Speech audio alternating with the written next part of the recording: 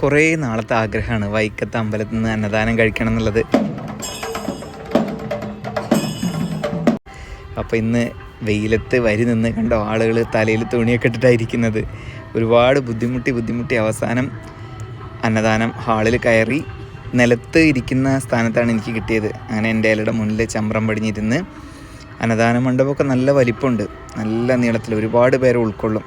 അങ്ങനെ കാത്തിരുന്നിട്ട് എല്ലാ വിഭവങ്ങളും വിളമ്പി വെച്ചിട്ടുണ്ട്. ചോറ് വന്നു, പിന്നെ അതിക്ക് സാമ്പാർ വന്നു, പിന്നെ അതുകൂട്ടി നന്നായി കഴിച്ച് കുറച്ച് കഴിഞ്ഞപ്പോഴേക്ക് പായസവും വന്നു. പ്രാതലും കഴിഞ്ഞ് പിന്നെ ഭഗവാനെ നോക്കി കുറേ നേരം മയങ്ങി. വൈക്കത്തെ നന്ദികേശൻ്റെ പ്രതിമയുടെ അടുത്ത് ഇങ്ങനെ ഇരിക്കുക. അപ്പോൾ ഡ്രസ്സുകളൊക്കെ അലക്കി അതൊക്കെ വിരിച്ചിട്ടിട്ട് ഞാൻ ആ ഗ്യാപ്പിൽ ഇങ്ങോട്ട് പോകുന്നത് കണ്ടപ്പോൾ ഞാൻ ഡ്രസ്സൊക്കെ അലക്കിയിട്ട് ആ ഗ്യാപ്പിലിട്ട് പോകുന്നതാണ്. ഇപ്പോൾ ഉള്ളൊരു തോർത്തുമുണ്ട് എടുത്തിട്ടാണ് ഇരിക്കുന്നത് കണ്ടോ, അതേ ഉള്ളൂ എടുത്തിട്ട് അതിലാണ്. അപ്പോൾ അത് ഉണങ്ങുന്നവരെ ഇവിടെ അങ്ങനെ വെയിറ്റ് ചെയ്യണം. കണ്ടോ അമ്പലം എന്ത് ഭംഗിയാണ് കാണാൻ. ഇനിയിപ്പോൾ ഇവിടെ ഏറ്റുമാനൂർ പോകണം, കുറച്ച് കഴിഞ്ഞിട്ടേ പോവുള്ളൂ, ഇപ്പോൾ പോവില്ല. നന്ദിയോട് എൻ്റെ പ്രാരാബ്ധങ്ങളൊക്കെ പറഞ്ഞു. ഒന്നുമില്ല, കയ്യിൽ പൈസ കഴിയാറായി. ഇനിയിപ്പോൾ ഫുഡ് ഇങ്ങനെ വഴിയിൽ നിന്ന് കിട്ടുന്നതുകൊണ്ട് തിരക്കടില്ല. 1600 റുപ്യ കയ്യിലുണ്ട്, പിന്നെ കുറച്ച് ചില്ലറ പറഞ്ഞാൽ നാണയമില്ലേ അതാണ്. അപ്പോൾ അത് വെച്ചിട്ട് വേണം ബാക്കി കാര്യങ്ങൾ നോക്കാനായി. ഇവിടെ ഡ്രസ്സുകളൊക്കെ എടുത്ത് അങ്ങനെ വൈക്കം ക്ഷേത്രത്തിൽ നിന്ന് അടുത്തത് പോകുന്നത് കടുത്തുരുത്തി മഹാദേവ ക്ഷേത്രത്തേക്കാണ്. ഉണ്ടോ വൈക്കം ക്ഷേത്രം കണ്ടില്ലേ പുറകിൽ. അപ്പോൾ ഇവിടുന്ന് ബസ് കയറി കടുത്തുരുത്തി പോവാം, എന്നിട്ട് അവിടെ ചെന്ന് എന്തൊക്കെ വിശേഷങ്ങൾ നോക്കാം. കണ്ടോ ഈ ബസ്സിൽ ഞാൻ മാത്രമേ ഉള്ളൂ, വേറെ ആരും കയറിയിട്ടില്ല. വൈക്കം ക്ഷേത്രം കണ്ടതാ, വൈക്കം ക്ഷേത്രത്തിൽ നിന്ന് കയറിയിട്ട് അങ്ങനെ ഇതാ കടുത്തുരുത്തി മഹാദേവ ക്ഷേത്രത്തിൻ്റെ മുന്നിലെത്തി. ഇവിടെ എന്തോ ഉത്സവം നടന്നുകൊണ്ടിരിക്കുക തോന്നുന്നുണ്ട്. അപ്പോഴാണ് അതിൻ്റെ മുന്നിൽ ഒരു കലാകാരനെ കാണുന്നത്. എത്ര മനോഹരമായിട്ടാണ് ശിവൻ്റെയും പാർവതിയുടെ രൂപം വരയ്ക്കുന്നത്. ഇപ്പോൾ ഇവിടെ ഉത്സവത്തിൻ്റെ ഭാഗമായിട്ട് പള്ളിവേട്ട നടക്കുകയാണ്. അപ്പോൾ നന്നായി അലങ്കരിച്ചിട്ടുണ്ട് എല്ലാ ഭാഗവും.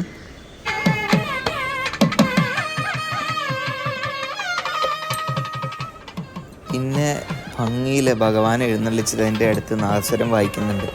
ക്ഷീരസാഗര ശയനമാണ്. ഞാൻ ഒരുപാട് നേരം കേട്ട് ആസ്വദിച്ചു. യേശുദാസ് പാടുന്നത് മാത്രമേ കേട്ടിട്ടുള്ളൂ, പക്ഷെ ഇത്ര ഭംഗിയായിട്ട് ഈ കുഴലിൽ ഇത് വായിക്കാൻ പറ്റുന്നുള്ളത് ഇങ്ങനെ കേൾക്കുമ്പോഴാണ് മനസ്സിലാവുന്നത്. അസാധ്യം, പക്ഷെ സാധ്യമാണ്. നല്ല ഭംഗിയായിട്ട് ഇവർ വായിച്ച് ആസ്വദിക്കുന്നവർക്ക് വല്ലാതെ അതിൻ്റെ അടുത്തുനിന്ന് ഇങ്ങനെ താളം പിടിക്കാൻ തോന്നും. ആ രീതിയിലാണ് അവർ ചെയ്തു വെച്ചിരിക്കുന്നത്. ഭഗവാൻ പള്ളിവേട്ടയ്ക്ക് എഴുന്നള്ളുന്ന രംഗമാണ് ഈ കാണുന്നത്. എന്ത് ഭംഗിയായിട്ട് അലങ്കാരങ്ങൾ നോക്കൂ. ആനപ്പുറത്ത് ഭഗവാൻ എഴുന്നള്ളുമ്പോൾ വശങ്ങളിലൊക്കെ വിളക്ക് വെച്ച് ആളുകൾ കാത്തിരിക്കുന്നുണ്ട്.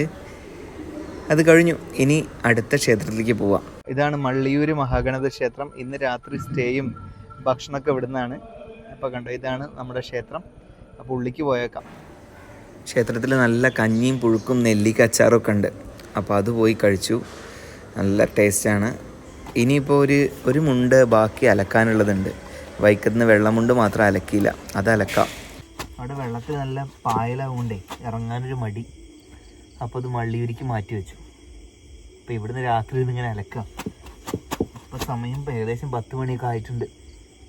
അപ്പോൾ ഇതും കൂടെ അലക്കി വിരിച്ചിട്ടാൽ നാളത്തേക്ക് ഉണങ്ങും.